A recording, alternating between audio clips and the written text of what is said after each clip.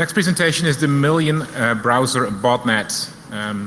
Two speakers who need little or no introduction, so let me just turn it right over to them. Jeremiah Grossman, Matt Johansson. Thank you.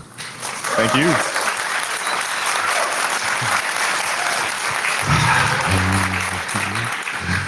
Thank you, everybody, for attending our presentation today. We're pretty excited about doing this here. We've been working on this for 6 months, and all too anxious to share off what we got to show today. So Black Hat, I just want to say thank you for having us. Again, we come back every year. We love this event. Thank you for the Black Hat staff. You guys rule. And hopefully everybody's going to have a lot of fun in this particular presentation. So it's going to go by real fast. We're going to have a lot of fun. Just a little bit of background on the company that we work for. We work for White Hat Security, founder and CTO. I'm manager of the Threat Research Center. And we mostly do during the daytime at White Hat is we break into websites, find vulnerabilities in them, and do that on mass scale. But we get to have some research time, and today we're going to start cracking browsers and use that to crack websites. So we're going to bring the whole web security full circle. Just a little bit about us. We do get around a bit, but founder CTO, actually my first Black Hat presentation was in 2002, so I've been doing this a while. So it's been a pretty fun ride, and so most of the time I'm either doing research, help with product development, and presenting up here. Yep, and I have a background in penetration testing and application security. I started in our Threat Research Center just hacking websites, and kind of moved up to heading an army of hackers myself. So I get to do all this cool research stuff. I'm hiring a lot. If you're looking for jobs, come talk to me. All right, so let's get this party started. All right, so I don't think there's a single person in this room that hasn't been on the web today, but maybe this is Black Hat, maybe you weren't connected to the internet at the time. But when you go home, everybody here, everybody you know, everybody you interact with is going to be using a browser. It's just part of modern everyday life. And I'm going to describe for you a little bit what that means and the way the web is designed to work. And that's going to be the critical piece of understanding here, is that everything we do, we're not really hacking stuff. We are using the web the way it was meant to be used. We're just going to use it for our own purposes. Yeah, let's just apologize outright. We don't really have a solution for anything we're going to talk about today. Sorry. Yeah. This is Black Hat. Yeah. All right, so when you visit a web page, and it doesn't matter what browser you're in, Chrome, Firefox, Safari, Opera, IE, whatever the case may be, by nature of the way the web works, it has near complete control over your browser for as long as you are at that web page. When you surf to the next page, it has complete control. So that JavaScript on that page or that Flash on that page can force your browser to do basically whatever it wants. Send any type of request, response to any destination on the internet or on the intranet. That includes cross-site scripting, cross-site request forgery. Hopefully you guys have a basic understanding at least of what these are. Also clickjacking and 1,000 other browser tricks. But we're going to go over some reviews so you understand browser security, but that's the general idea. The browser we get to control without zero-day exploits, and there's nothing you can patch against. If you don't know about cross-site scripting, you can ask Arsnake. All right, so some overview of the stuff we're going to go briefly through because it's important for everybody to understand the state of browser security as it exists today. We're going to go through this list very, very quickly so you come to appreciate what we're talking about here. Because we're not talking about exploits that breach the browser walls, that land malware, the zero-day memory exploit stuff. We're just talking pure JavaScript that stays within the browser walls. So when you go to any website, most of them do. This screenshot here is from CNN. When you go to CNN, they have a metrics system on the site that forces your browser to make a request to metrics.cnn. And it has a whole bunch of information about your browsing environment, what browser it is, the version numbers, the plugins you have, operating system information, whatever you want, because they want to know who's visiting their sites, what times of the day, using what technology. So that's very simple. Let's get a little bit more advanced. Let's talk about evil cross-site request forgery. JavaScript here is not necessarily required. So many of you might be running no script, doesn't matter. We're going to do it with straight up HTML. So we can force your browser with JavaScript or HTML to hack any other website, upload illegal content, download illegal content, force your browser to search for anything that we want on any search engine, including Google. We can initiate bank wire transfers if you're logged into your bank, post offensive messages, and should we vote for Ed Snowden as Time Person of the Year. The one that sinks home here also is, yeah, Justin Bieber is kind of embarrassing. We can get this trending and get your names on some lists, but probably some worse lists is probably child porn. That kind of sinks the message there with CSRF. Yeah, we could force you to download child porn. So if there's guys from Google here that allow us to send about 1 million search requests for anything we want, just let us know. We'll do that. So the first line there, that's when we can force your browser to SQL inject any other website that we want, so we can make you a hacker and get you in trouble that way. We can force you to download torrents and make you a pirate and get all kinds of DMCA violations. Force you, like Matt said, search for Justin Bieber fan club. We thought that was pretty embarrassing.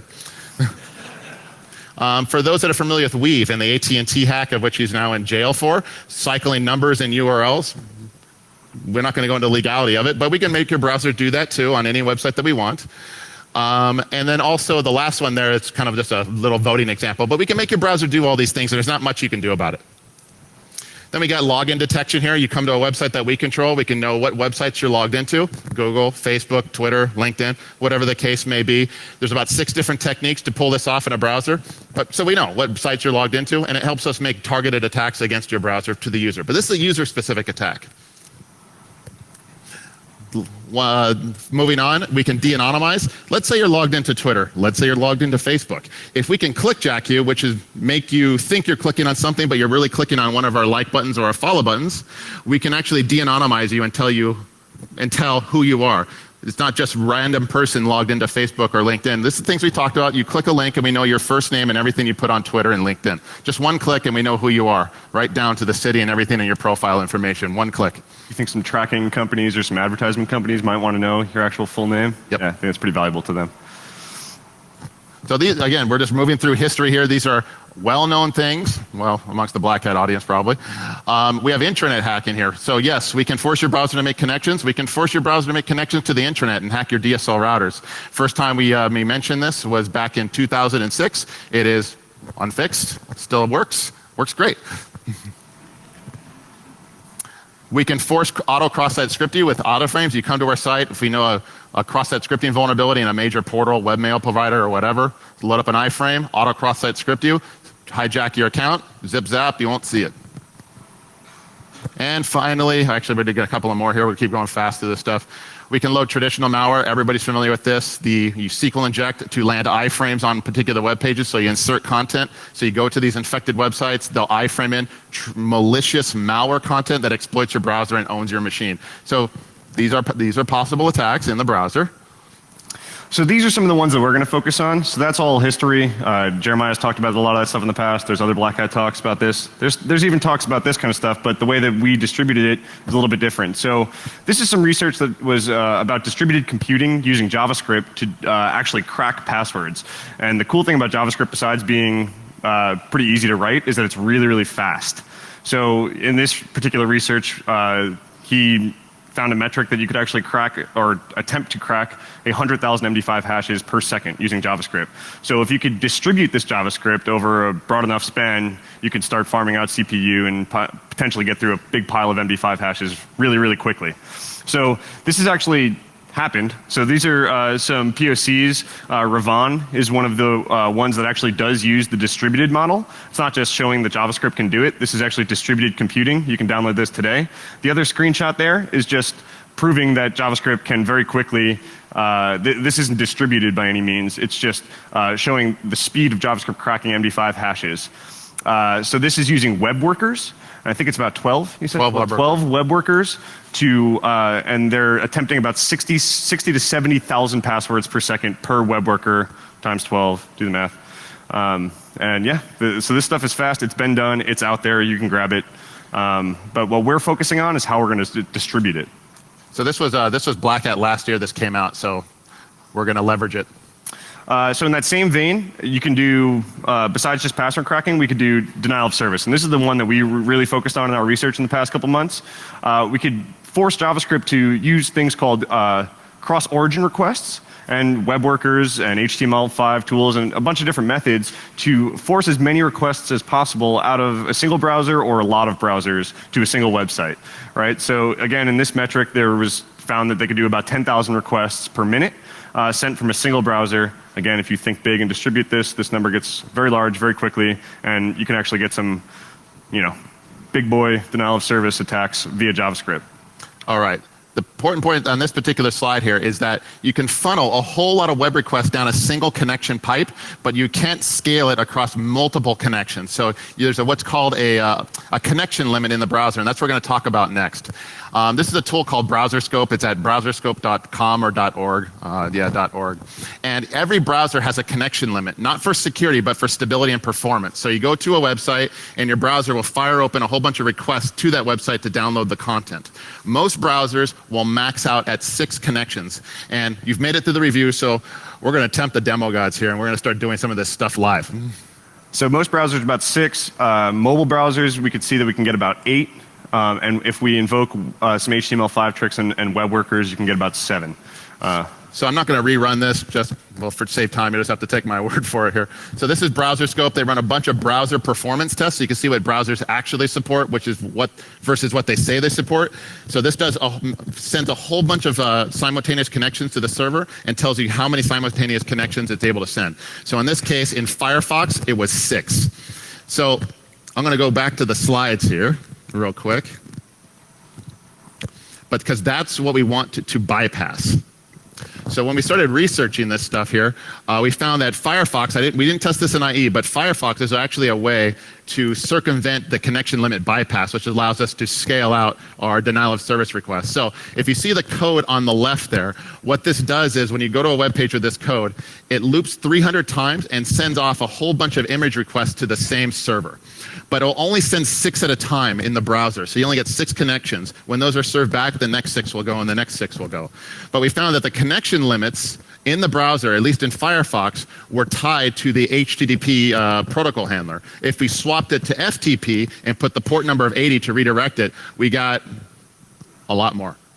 No ceiling, right? So the magic number seemed to be about 400 before Apache went bye-bye with one browser. So we can use one browser instance to kill Apache. Important distinguishment here. So we are using FTP. It cannot speak HTTP, so we can't do a lot of the top of that list of proof of concepts. We can't do a lot of the CSRFs, but this is just connections. We're trying to open up as many connections as possible to a single website. So it's not really traditional denial of service where we're trying to get as many megabits or gigs per second per hour type thing. This is number of simultaneous connections allowed open. So I'm running an Apache server on this laptop here. It's a plain vanilla Apache web server. It is version, if anybody cares, 2.4.4. It's just all basic, all defaults. That didn't change a thing. So in this particular screen here, we're going to focus on the first for loop there. That will loop up to 0. I'm going to set it here, let's say, just 100, and it's going to set up a whole bunch of image requests to the server, just looking for an image with a sleep of 3, meaning the server won't respond back for 3 seconds, just so you can see it build up here. So I'm going to load that up right now live, so you can see how this works. So you count 1, 2, 3, and the images start coming up because it won't fire all of them at the same time. So you kind of get the idea, right, that there's connection limits in the browser, and they're not coming all at once. So we can kill that. So the other thing here is this is a performance feature in the browser, it's not a security feature. We happen to be able to abuse it in a security fashion, which you'll see in a few minutes. But the reason being exactly what you just saw. They didn't want all of those images to try to load at the same time for performance reasons and just use of the web. So I'm going to reload this one more time. I forgot to point out one thing. So this is the Apache status here of this particular web server. Actually, I may loop this up here back up to 100. And I want you to watch the status screen in the bottom left. So if you notice in the bottom left, see the number of simultaneous requests down here, 7. So it's maxing out. So it's 1 for the browser window that I'm opening and the other 6 images. So that is very, very important there. We're going to try to break the upper bound there with one particular browser. So kill this, drop this back down to 0. We don't need it anymore. Now, as I mentioned, the way to bypass the connection limits in Firefox, we'll just loop that up to 100, is using FTP. Same host name, same everything, don't need a URL because it's FTP, it's not sending HTTP, so we're going to flip it. So now watch the bottom left when I reload this page. Boom, 100. Now, watch when I hit stop. They'll all go away instantly. See, what do you want to see, 100 to 1? Did you guys all catch that? All right, so now, as I was curious when we were testing this. Let's loop it to 400. So this is refreshing itself every second. So let's hit it. So 270, and it gets to a point where it'll start to panic and it can't serve up any more requests. So all you got to do is you load this code in a web page, an Apache browser, if somebody else runs into it, you point it, and you got 300-400 simultaneous connections. So right now it's having a difficult time serving right now. So kind of get the idea that you just loop it over and over again. You bypass the connection limits until Apache exhausts at about 250, 300 or so. So this is all with a single browser. We're just using one browser, bypassing the connection limits and causing an Apache install some pain. So I won't do it live because we have another live demo going in the background. What you see there is scrolling up. We have another system on the Amazon AWS system. I don't want to kill that with this DOS attack right now. I would prefer you see the other demos before I kill it. But this does work on a Red Hat Apache AMI that I loaded up.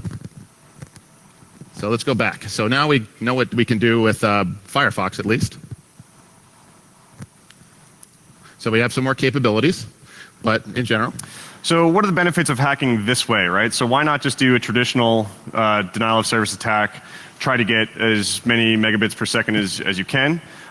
So some of the conversations that came up when we were doing this research is, oh, well, it's not really a botnet because it's not persistent. And I think that's a benefit. It's not persistent. It goes away. There is no trace of this, right? So we put money in a machine and the JavaScript gets served up and then it goes away, right? In an ad network. We're going to get to this real quick.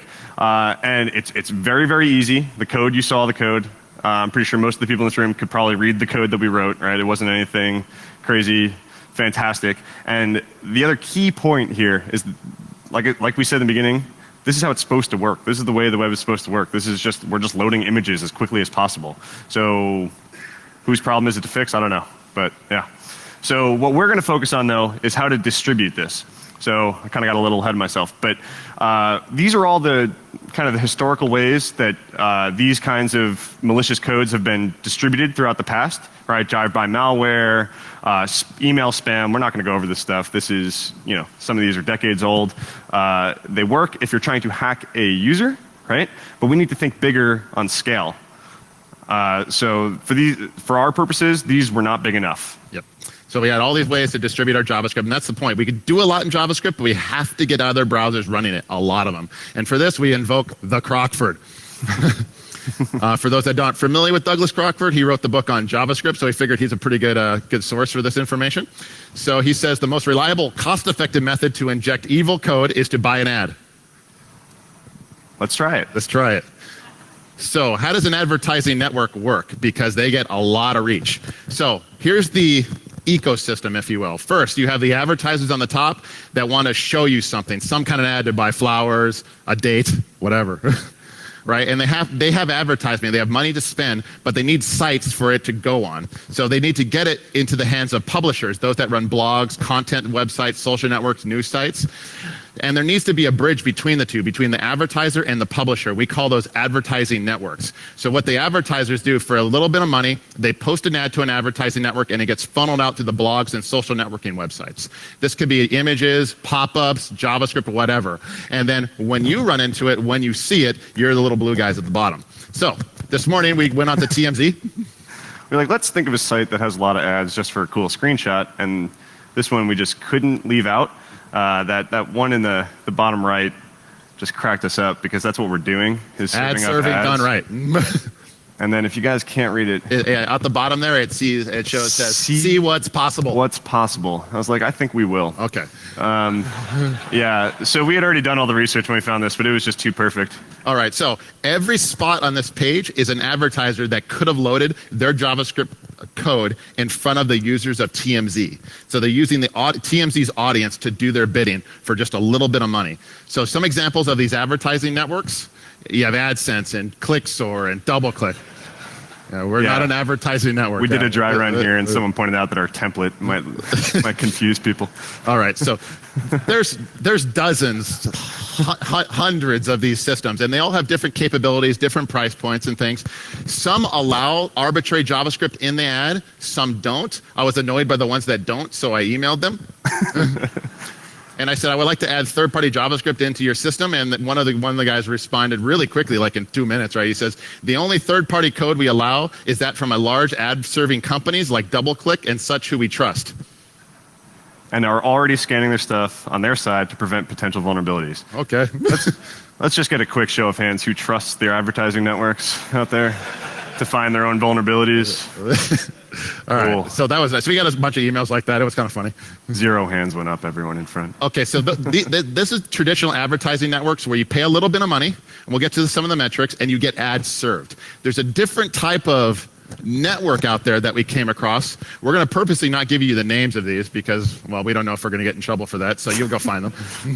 But this particular one doesn't serve ads. The way this particular system works is that you pay a little bit of money, and they have browsers, people in the network that will view your web page for a certain amount of time. So you buy browser time for pennies. So in this particular case, 10,000 minutes you can buy for about $12.50 converted. So 10,000 minutes of browser time. So the important distinguishment here is that this is very useful for the password cracking and things like that. When you actually need time for your code to run and get through piles of passwords to brute force or logins to brute force or things like that.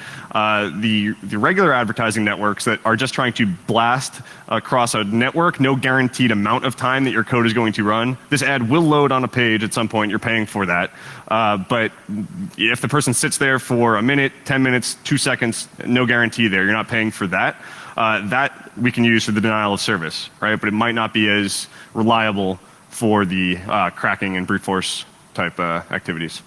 To give a point of context here at the bottom, 1 million minutes. So you can buy 1 million minutes, or it equals about almost 2 years of browser time for about $650. So it's good metrics. Now, the web runs on advertising. That's how all these free websites are paid for. So their reach is phenomenal for just pennies. So back to the agenda. We're going to focus on the last two. We've talked about brute force hash cracking. So imagine scaling this out on 1 million browsers, or you just add $650 and you can run password cracking for the equivalent of 2 years, or DDoS. And we're going to show you a couple of live demos there. But let's talk about some economics. So yeah, to get into the economics of it, so we talked a little bit, you saw the screenshot of that one particular network of buying minutes. But as far as the ad networks go, there's some language that ad networks use that I had to figure out the hard way. They like to call them impressions, right? So, we're really looking at pennies on the dollar here. But the average number that we seem to run into over and over again throughout the past couple months is around 50 cents per 1,000 impressions. So when I say impressions, you guys think browsers, right? Like a bot. Like you get one person, like this ad loaded in this browser. We have control over this browser at this point in time. It's effectively a bot. So yeah, they call it impressions. We call them bots. And there's no particular reason why bad guys, real bad guys, when they steal credit cards, they couldn't use stolen credit cards to buy minutes or buy impressions this way and leverage what we're doing here. So these are some screenshots from the actual advertising network that we were using, so you guys can get a feel for the dashboard that we were kind of clicking around and trying to get our ads displayed in this network. So if we had it our way, we probably would have displayed an ad that just said nothing, probably blank or whatever, just run our JavaScript code. We don't care. We're not actually trying to be advertisers here. We want this to be as invisible as possible to the user and to the ad network so that they just let us go on our peaceful hacking ways of DOSing our own web servers. So again, you could see, for the first, I don't know how many months of this research, we hadn't even spent $10 yet. And we were already taking down our web servers and all this stuff. So you can really do pennies on the dollar here. You could see, you could set daily limits. You could do all the sorts of things that you would think you'd be able to do in an ad network. Pick specific keywords that you want your ads to focus on. Potentially pick geolocation, pick operating systems or browsers that you would like your ad to particularly focus on, mobile, non-mobile, all those kinds of choices. I just picked as broad as possible. I just wanted this ad to get everywhere. So I just picked, they made you pick a keyword, so I picked computers. So sorry, guys. But there was all the adult keywords. You can imagine what this side of the internet looks like. But yeah, on the bottom you can see some of the days. The first day of research, we actually got 15 clicks. That's return on investment there, guys. Come on. So I'll show you the ad. It's going to be even funnier once you see the ad. There's 15 people clicked it. But yeah, you can see the amount of money that we spent each day versus the amount of impressions. The second column is the amount of impressions that we got that day at any given time. So again, there's no guarantee of minutes here, but that's just at some point your code loaded in 8,326 browsers in this 24-hour period. Cool? So let's, how do we input this code, right? So a lot of the ad networks we went to, they just wanted to do a lot of it themselves. We picked this one because they let us do it. Yeah. So you can pick an image banner, great, like put an image up, give it a URL that when you click it, that's where it goes, or they give you the HTML JavaScript option. That sounds pretty good. So you can see we started out on the top, we had to go through this whole approval process. That was probably the hardest part of all this research was the approval process, not for the reasons that you would think. They happen to not be very good at reading JavaScript or even caring about JavaScript. What they actually cared about was if the ad looked pretty and worked like an ad. So I couldn't really go about our invisible way of just mystical JavaScript going on in the background. But you'll see in a second what got approved. So we started out doing the code that you saw Jeremiah tinkering with just straight up in the ad, which was fine. Here's the code. They saw it in this text box, got approved, no problem. But anytime we wanted to tweak something, we're doing research here, things change, like the URLs, or if we wanted to try something new, it had to go through a reapproval process. This didn't take long, but it was just getting annoying because sometimes they'd approve it, sometimes they didn't. Like, it was just getting really weird. At one point, I think their email application was stripping script tags, so all of the JavaScript stuff was going away. So I actually replaced it with, please put a less than sign here, please put a greater than sign here, and then they came back and said, your ad's not displaying properly, and it still had please put your less than sign here. Anyway, so this was the fun part of this. So we wound up changing it, and so instead of putting the code directly into the ad, we actually put just a little script source. So we just source it out to a JavaScript file on our side that it's going to call out to every time. We can change that file however many times we want, and no reapproval process. So once it's got approved, it was approved. End of story. Cool. So even if they did somehow hire people at these advertising networks that are really good at JavaScript static code analysis or something, we could just change it, right? We can just make completely benign JavaScript at first, get approved, cool, we're going to change this. It'd be really hard to keep up with us if you wanted to try that. You get that kind of thing, right? So here's the ads I tried to get approved. So they only approved one of these, and it was the one that fit, but I was lazy to go and find other pictures. So I just grabbed this picture off of White Hat's corporate website. It has no branding to White Hat whatsoever. It's just get a 30-day free trial, claim now. 15 people clicks. 30-day free trial of what? Who knows? Let's click it. Cool. They're out there, right? It's free. So, yeah, it's free, right? 30 days. I'll tell you the names later. All right, so de-anonymize them. So all of this was the same exact code through all these banners. There was more on the bottom here. You get the idea. They were just different shapes and sizes. And they just said, I'm sorry, we can't approve anything but this one because none of the other images fit, even though it was all the same JavaScript code that we were all doing sort of nastiness with. So that's the ad.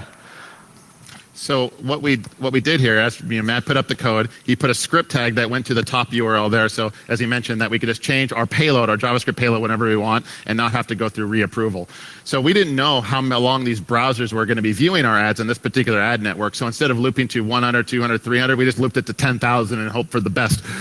We started small. We were like, okay, let's see if we can get them to make the connections to us, and we could see it on our end, right? So we actually got to see all the people who were approving us. Their requests would come out of their browser because we were only dealing with a few requests at the time. So it was like, oh, my ad's not approved. Oh, I saw a request. Oh, my ad's approved. Okay, cool. So now I know who that IP address is. But yeah, so we started small and then just wound up looping it. So we were trying to get a feel for, once we actually deployed this thing, how long was the code running? Because again, this is not the service that you're paying for guaranteed minutes, right? So we were trying to get a feel for, is it a few seconds? Are we just getting this one little burst? Or do we actually have some time here that we can play with some stuff? So we're going to fly through some screenshots. The way to set up this particular this slide demo here is that when we got to Black Hat yesterday, Monday, we reset the servers. We reset it, and that's what you see in the bottom left here. This is Amazon AWS live running right now, and we reset the settings. So right now, We hit the advertising networks. Matt put money in the till. I kicked off the minute one, and we started to go and just wanted to measure the impact. So within 8 minutes, we had 4,130 total hits. These are not unique visitors. These are actual web requests.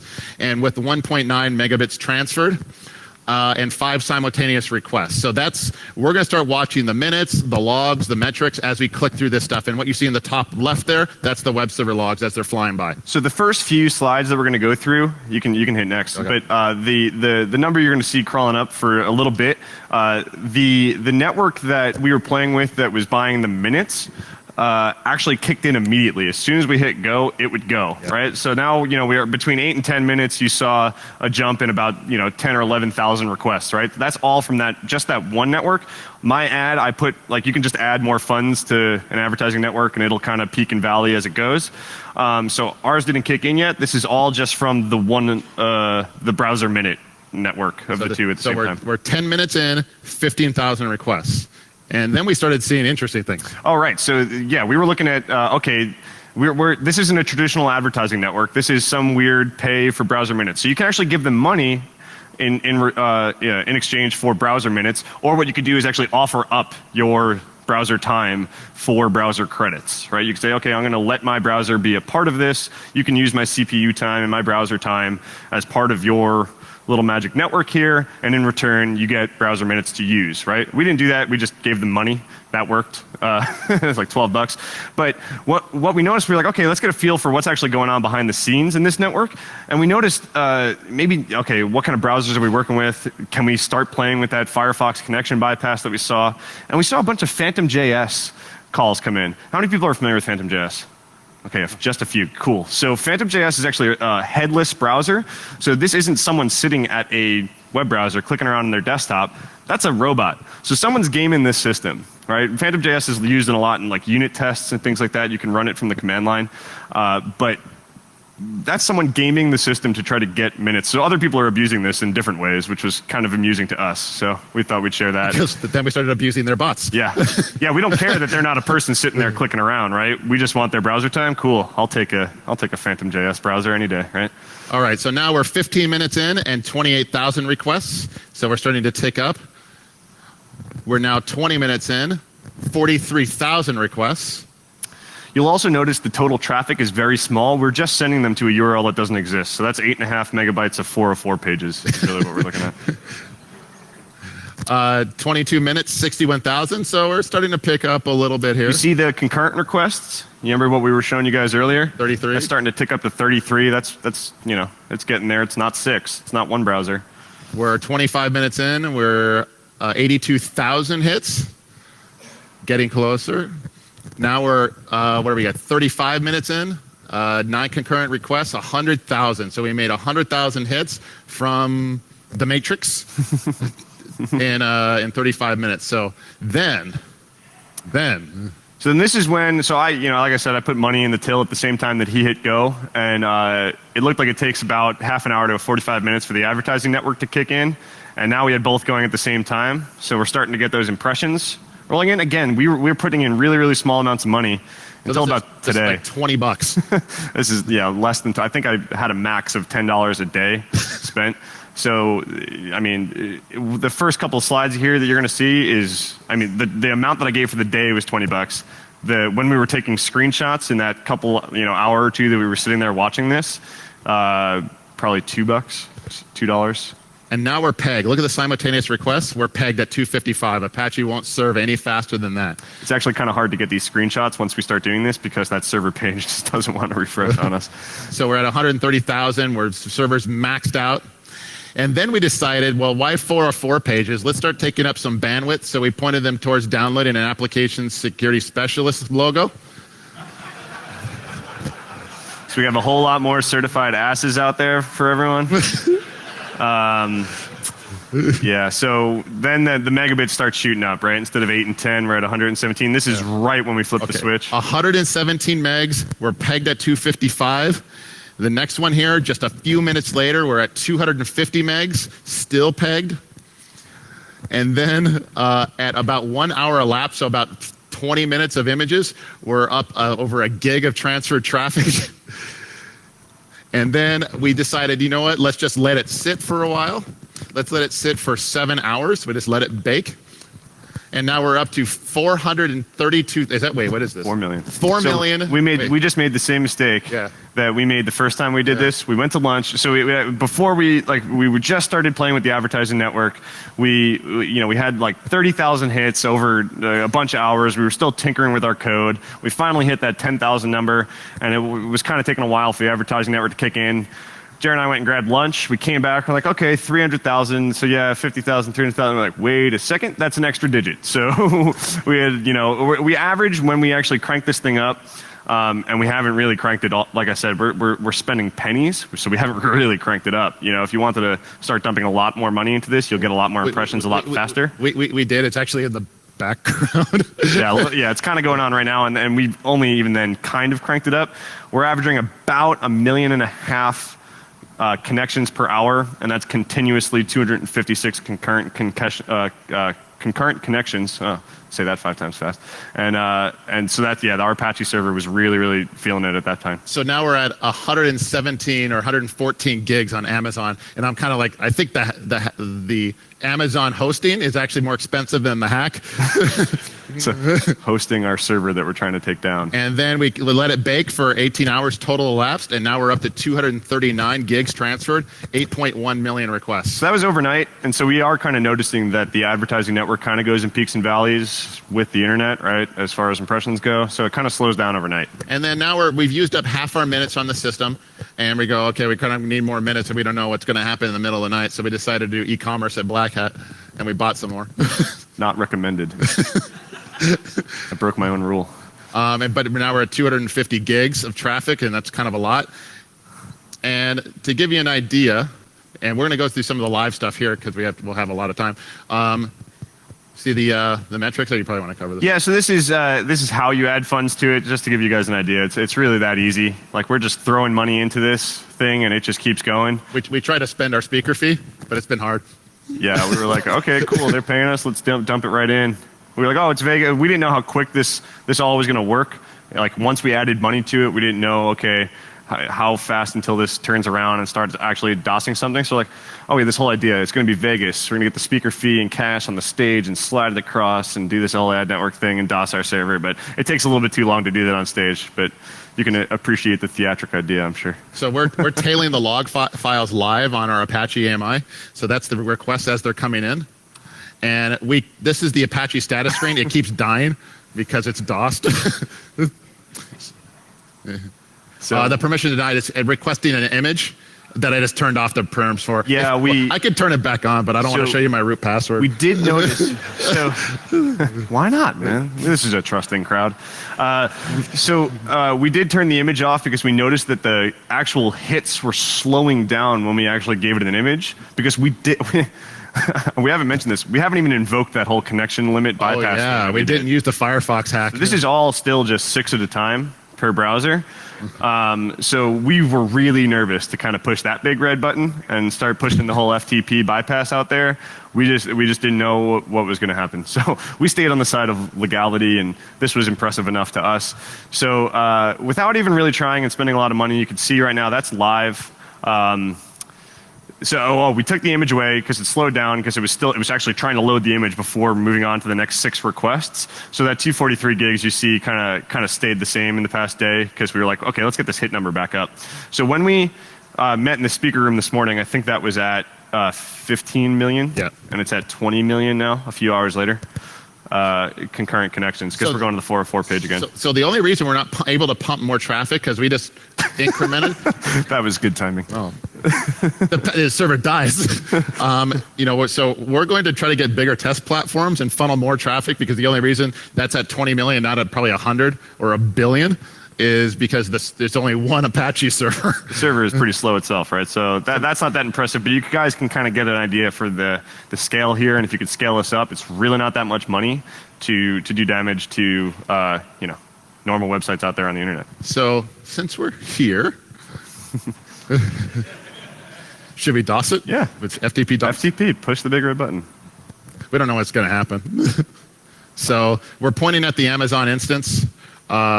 So just So you can see, so that Matt's ads that he put on the network, it was pulling that code right there. So that's the campaign.js. I named it campaign just to ease the approval process. And you could, it's my ad campaign. I'm so clever.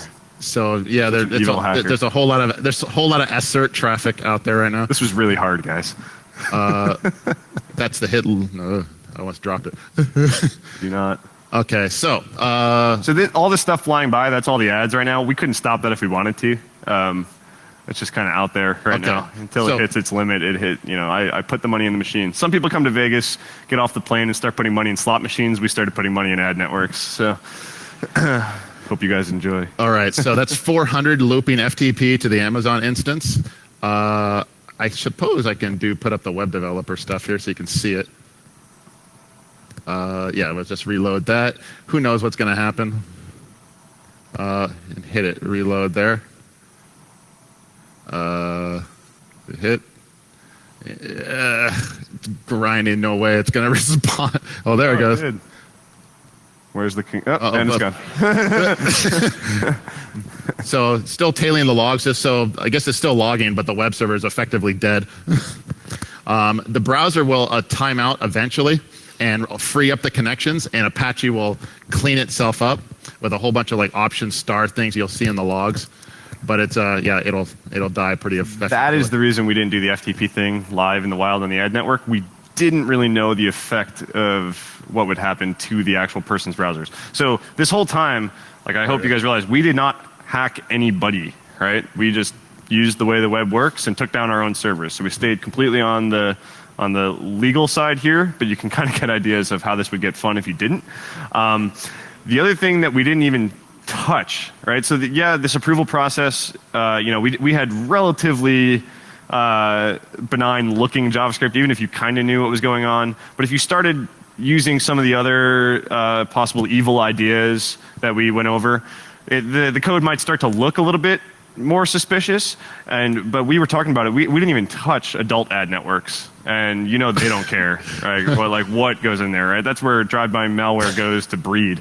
So since we're not even doing drive-by malware, and that's easier to detect than what we're doing, we didn't think that it would be a problem, right? So, all right. So I think the quote was, "We didn't dip our toe into the porn networks." Yeah.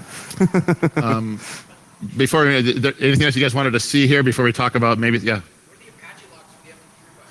Very good question. What are the Apache logs? On some Apache defaults, there is no log. I might be able to tail it here in this one here. Let me just loop this here and we'll see it. Let me zero that out and funnel it here. So this is a OS 10 Apache. I downloaded and installed Apache. And let's hit it. Let's see. And make sure this is running. So that's the local one. Yeah, it's local. So on this one here, it doesn't log. On the Amazon server, for whatever reason, you'll see 408s with no URLs. Because it's not sending HTTP. It's not sending. It just says 408, and you don't know what's coming out to you unless you're running packet capture. But it's still port 80, and it's still opening connections. A lot of them. So yeah, it'll die. Get back to the slides here. All right. So yeah. So we got. Okay, we're good. So now. This is the stuff we do with staying on the right side of the law. Obviously, as Matt said, we could have gone much, much further. And then as it happens, as it normally happens in the world of information security, advertising networks, they're not software developers over there. Believe us, they're not software developers. They run advertising networks, so they're advertising platforms, and there's actually advertising platform software, so you can be your own advertising network. And one of the ones they use out there that's quite popular is called OpenX Source. So you can go look it up. This is one many advertising networks use. And as it happens, just a couple of weeks ago, somebody had found vulnerabilities in them. So in case you didn't want to pay them money, you just wanted to exploit the advertising network, you certainly could. Yeah. So you hack the advertising network, load it up, and blast. And anybody that's viewing an ad on those networks at that point in time, you own them. So I guess that is the one trace that would come back to us if we went down this road, was we did put the money in the machine that served up that ad. It's really hard to figure out what ad did this. all those ads are iframed, but it doesn't matter. So like, yeah, we could try to research like frame busting code and actually worry about hacking the browser, but that was not the point of our research. We were just trying to use the browser to hack other people, ourselves. Hack yourself first, I guess, right? So, yeah, but like we probably could break out of that and start hacking the people themselves, gain some persistence using local storage and some other things, but we just didn't go there. So this research will continue. Again, we're just using one Amazon AMI. We're going to get together with some of our partners out there and try to go after the DDoS protected websites and see how much traffic we can funnel at them, because again, we're not in the defense industry, we're in the offense industry. So we're going to start seeing a lot of traffic that way and some follow-up stuff. And we're actually going to try to do the hash cracking in the ad network, right? So we have metrics that give us a good idea of JavaScript can do this much this fast. We want to see correlate that to dollar amount, right? So how much per 50 cents can you crack? How many MD5 hashes per 50 cents can you crack through? So because again, it just impressed the heck out of me. You can get to 1 million browsers, maybe not in a single moment in time, but you can get to 1 million browsers out there for $500. Million browser botnet. Ta-da! All right. So let's before we hit the questions, let's just got to invoke Kaminsky. All right. So I've been working in web security for a while. I've said before that I think we have to break the web in order to secure it, because what it's designed to do now, unless we're able to break business models, it's really going to be difficult to secure this stuff now, because we're using the way the web was meant to be used.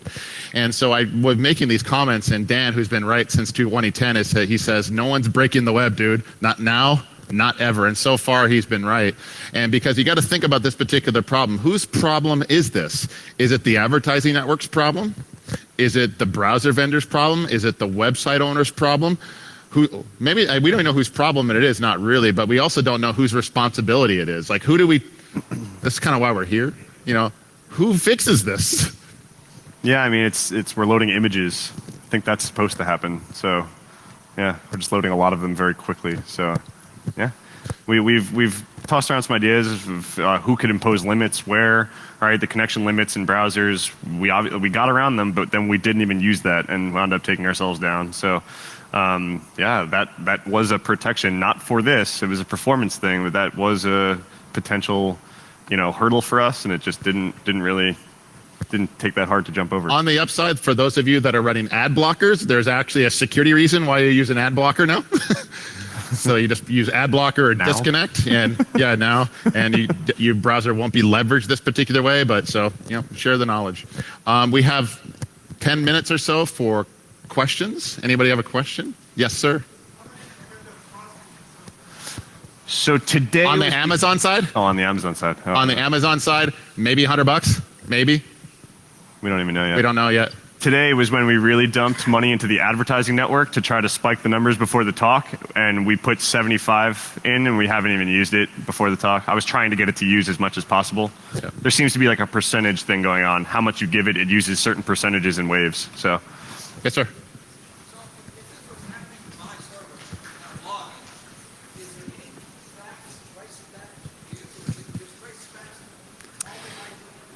It goes to either the advertising network or the user's browser, not to us. There might be some identifiable information of what advertising network it was and the user agent or things like that, but it's just the browser. It's like the IP, in our logs. Like I said, when our ads were getting approved, we were seeing the IP address of the approver, right? So we didn't see anything about us. So yeah. So we'll take questions up here, so if you have some time. But thank you everybody for coming. Hope you liked it.